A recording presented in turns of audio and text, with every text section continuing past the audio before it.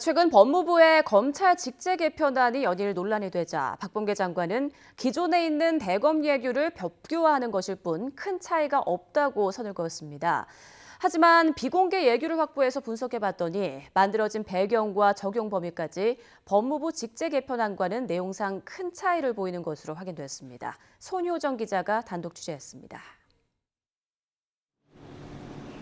기존에 시행되어 오던 대검 예규를 법규화하는 것에 불과하다. 검찰 내 반발이 거세지고 있는 검찰 직제 개편안에 대한 법무부의 기본 입장입니다. 지금도 대검 예규상 총장의 승인을 받도록 되어 있어요. 그래서 그것을 법규화하는 거기 때문에 큰 차이는 있다고 보지 않습니다.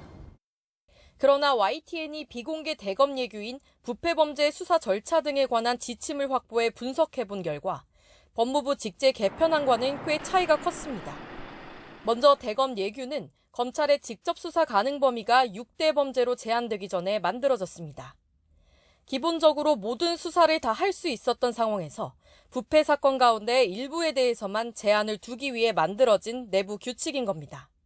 그러나 직제 개편안은 6대 범죄로 수사 개시 범위가 제한된 이후에도 원칙적으로 직접 수사를 금지하되 수사할 수 있는 예외 규정을 둔 것으로 만들어진 배경과 시각부터 차이가 납니다. 적용 범위에서도 큰 차이점이 드러납니다.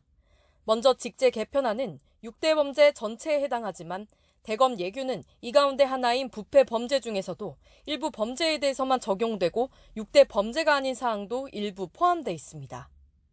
더 나아가 대검 예규는 일반 고소고발 사건에서는 적용되지 않습니다.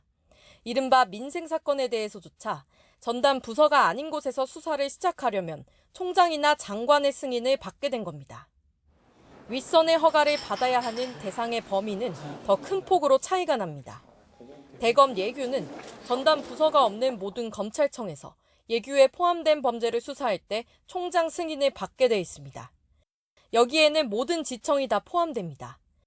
그러나 직제 개편안대로라면 전담 부서가 없는 검찰청에서는 형사부 가운데서도 한 개 부서만 총장의 승인을 받아 수사를 시작할 수 있고 규모가 작은 지청에서는 수사팀을 꾸린 뒤 총장 요청으로 법무부 장관의 승인까지 받아야 합니다. 이에 대해 법무부는 직접 수사의 공정성과 신뢰성을 확보하기 위해 기존 대검 예규의 취지와 내용을 반영하겠다는 뜻이라며 일선과 대검의 다양한 의견을 듣고 협의할 방침이라고 설명했습니다.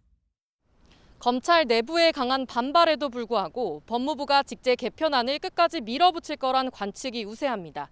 박 장관의 말과 달리 대검 예규와 어긋나는 지점이 많은 만큼 직제 개편안이 시행되면 예규를 정비하는 작업도 함께 진행될 전망입니다.